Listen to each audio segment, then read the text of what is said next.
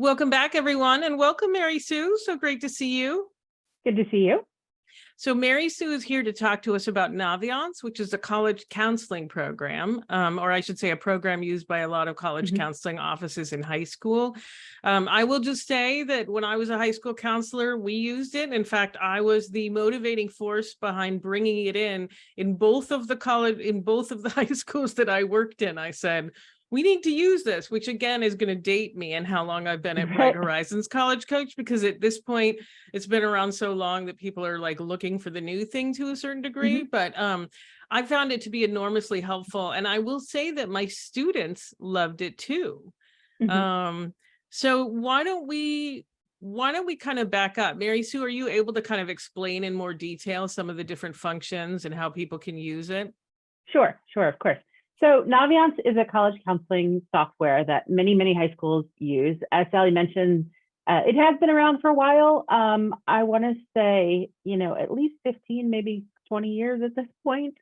So it is pretty widely used by many high schools. There are some competitors that have come up. So if your school doesn't exactly have Naviance, but has a college counseling software that's similar, it might provide some similar functions to what I'm about to say. But I think it can be useful as a tool for a few different reasons. If you have a student who is early on in high school, if they're a 9th or a 10th grader and their high school has given them access to Naviance, it can be a way sometimes to do some fun career interest personality quizzes to kind of find out a little bit more about, what majors or careers might be a great match for you. I have 2 daughters, one's in college, one's going into her junior year in high school. And, the younger one kind of used it to look around and found that actually the thing that she wants to go to was the thing that came up on her personality quiz. So that was a nice confirmation that what she was thinking was actually kind of in line with some of the skill sets that Naviance is kind of tracking as being a match for that career. So it can be useful for younger students if your school does give you access, but really it starts to kick in kind of 11th grade when a student is really starting the college selection process. Depending on how your particular school uses it, it can be a way to inform students about college reps coming to visit the high school. It can be a way to identify schools that match some of the criteria that you're looking for in a college. There's something called Naviance Supermatch, which says, I'm looking for schools in the Northeast that are about this size, that have this particular major, and it'll bring up a set of schools that might fit some of those criteria with however broad or narrow you make it. And so I do find that it can be really useful for students who are in that college search realm and kind of thinking about like, well, how do I even find schools that might offer what I want? That Naviance can be a good space for that. The way that it's different from using, a big website that has college search like College Board Big Future or another website like that is that it will have some data from your particular high school. So you can see students from your high school from previous years. Their names it's anonymous, so it doesn't say the person's name, but it would say like their GPA and their standardized test scores perhaps.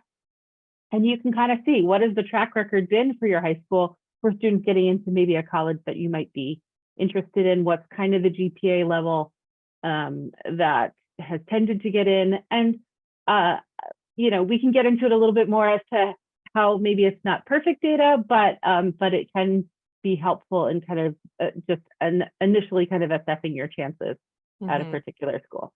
Yeah, let's talk about that in more detail, because I think they call them scattergrams, right? Or graphs. I mean, I think they call them scattergrams for the students. And I thought they were great, but they are I do see students kind of not understanding how to use them. Like, right. If 2 students have applied, that's not a big enough sample size. Correct. Correct. But if you have like 10 or more in the last year, then that gives you at least an indication. So those are kind of 2 things. What are other things that students should think about when they're looking at the graph? Yeah. So I think one of the things maybe to ask your school counselor about is sort of how the data gets into Naviance. So at some high schools, they have a policy of someone in the school counseling office collects the data of where students have applied and also collects where students have gotten in and where they eventually enroll. And sort of there's someone maintaining that information a little bit better. At my own daughter's high school, it's really a lot based on self-report from the students after they have gotten back their responses. So for example, a student might apply to 10 schools and maybe the 10 schools that they applied to are in Naviance, but the student, teenagers are teenagers. Not every student's going to go back into that system in the spring of their senior year and record the colleges that they didn't get into, perhaps. Or maybe they put in the school that they're intending to enroll in, but they don't put their other acceptances into it. So sometimes the data can be a little bit skewed because the accuracy of who's recording it might be not fully there, or the compliance of who's recording it might be there. So that's a good question to ask your school counseling office is, who is putting in what those acceptance results were, and is that a responsibility of a self-report of students, or is it the school counselor that's doing it? If the school counselor is doing it, it's probably a little bit more accurate. But even in the cases where students self-report, students are often very pleased to report schools that they got into and are very proud to report schools they got into. So I do find, particularly for more selective schools, that it does tend to record that data pretty well. And you can see things like, as you were just mentioning, if it's a school that's not very popular of a choice in your high school and it only has a couple data points, it may be a little skewed, but that's actually interesting information. If there's another school that you're looking at where a really significant portion of your senior class applies to that school, that's interesting information to know as well, just to be a little more informed about what the pipeline is from your school into that college's admissions office. Yeah, I've had some people actually say, well, we looked on Naviance and only 2 students have applied in the last 5 years. Is that going to hurt us? And I'm like, absolutely not. If anything, they might be excited, because that can sometimes mean that a new high school will start sending applications to their schools. So just don't be concerned. Yeah, it's information, but it might not mean what you think it means. And I think partnering with your college counselor to maybe understand what that means, or you can even put questions into listener questions for this podcast. So I always like to mention that. We'd love to get more of those. Another scenario that I wanted to bring up was a student who, there was a student of mine who was really applying to some big reach schools and really had his heart set on them. And obviously I'm here to support what the student wants to do. But part of why he thought he had a shot is because at these schools, there were most of the students who had gotten in were considerably stronger than him. But in each case, there were a couple students where he was that had been admitted. And I had to explain to him that those students were most likely athletes or perhaps were in some sort of special other institutional priority group, because otherwise, because that's so kind of understanding how to read the graph, I think is also important. Do you have any sort of tips on that about understanding what these data points mean? And I know it's hard to do when people aren't looking at them, but. Right. The data points, the scattergram can give you kind of general directional information, but it's certainly not telling the whole story. I used to say many times when I was in admissions, if I just was, for especially admissions for a highly selective college, like the ones where I worked, where it was a holistic admissions review. And so we were looking at essays and extracurricular activities and letters of recommendation and all these other pieces. If the job was just to add up a student's GPA and test scores, it would have been a much easier job, to be quite honest, because, it would just be sort of those 2 data points. And that's the only 2 data points that are represented in Naviance. And so there's a lot of story behind those dots that you really don't fully get to see, just like any kind of scenario where you may have heard of, a friend of a friend of a friend who got into this highly selective school and you can't believe they got in. You're not really seeing the whole story. And I would say the same goes for Naviance if you're just looking at the graph and you're looking at the GPA and SAT, you're not really knowing sort of fully what was part of that student's application packet. So I'd say keep that in mind. But you can also see, sort of a general trend, I guess, for the school in seeing, if in looking in that scattergram, everyone else who has been admitted from your high school has their GPA way up here, and yours is, 0.4 of a point lower than any admits. That's probably a pretty good indication that that school might be a super large reach for you. And just make sure that you have a really balanced list that does also include some schools where you look a little more in the range. Yeah, absolutely. I think it's become even more complicated to read the graphs now that SATs are of less importance, or SATs and ACTs. So some schools still require them, if you're looking at Georgia Tech or some of the other schools, MIT, that require them, they're probably still, but just keep that in mind too. It's one data point among many. And it leaves out the importance of extracurriculars. It leaves out the essay. It leaves out the major, which if you're applying into computer science, you got to be at the top of that range, not just in the range in many cases. Yep, absolutely. Yeah. So just some things to think about, but it's a piece of information and it's well worth using. All right, let's talk about some of the practical ways that Naviance is helpful, like teacher recommendations.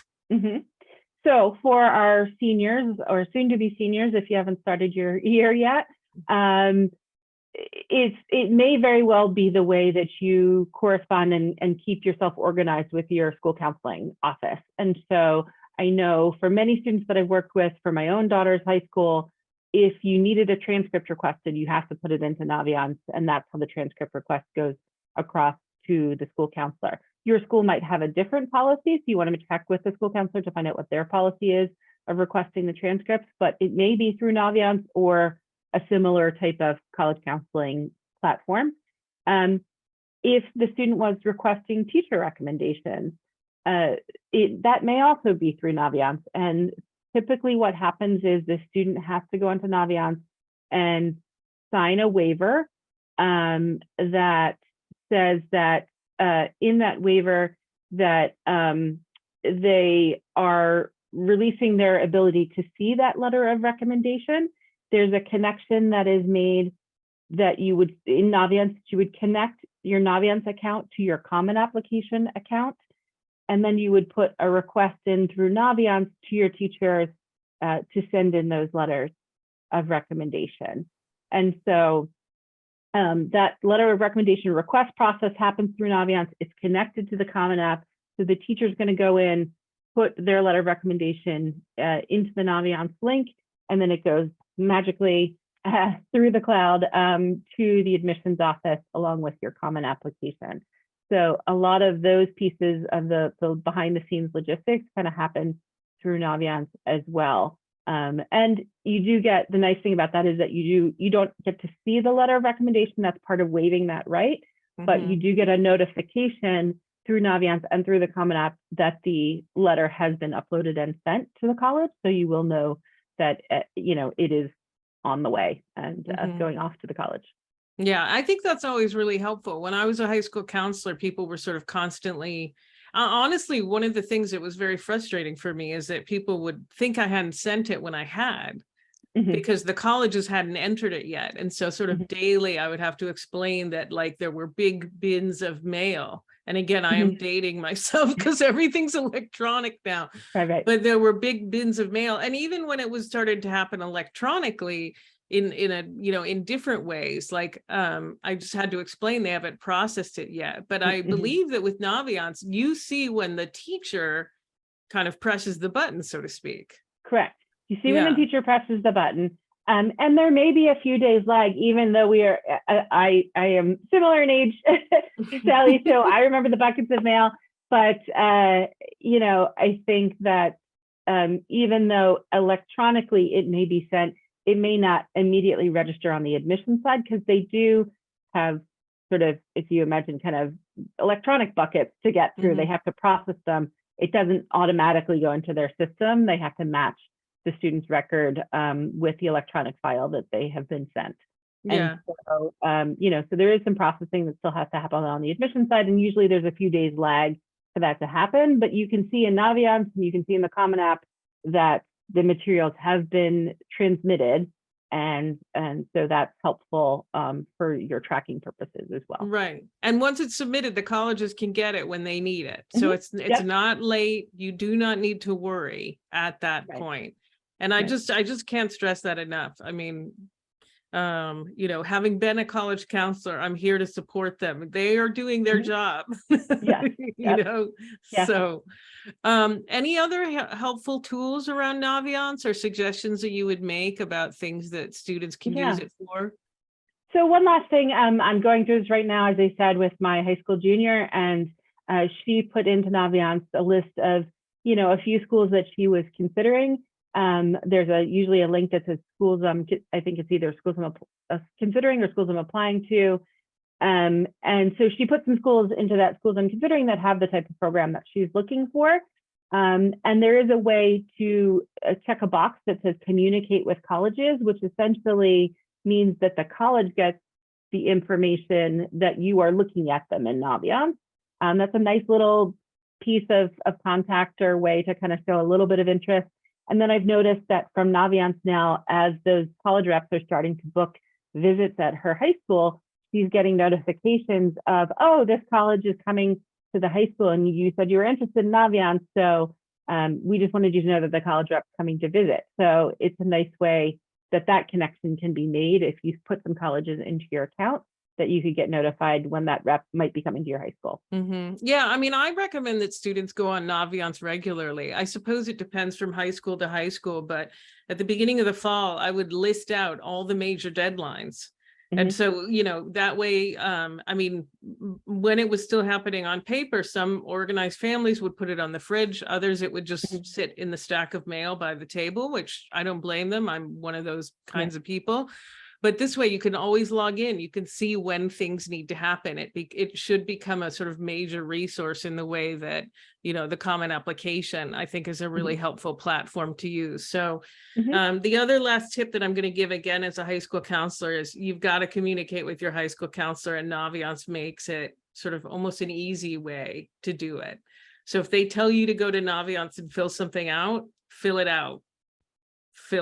They might have a brag sheet on there. That's going to help you influence the letter of recommendation positively. So I just wanted to throw out a few of those other things. Mary Sue knows more about Naviance than I do, but I can talk about how I used it when I was a high school counselor. So all right, great. Well, this is so helpful, Mary Sue. Thank you so much.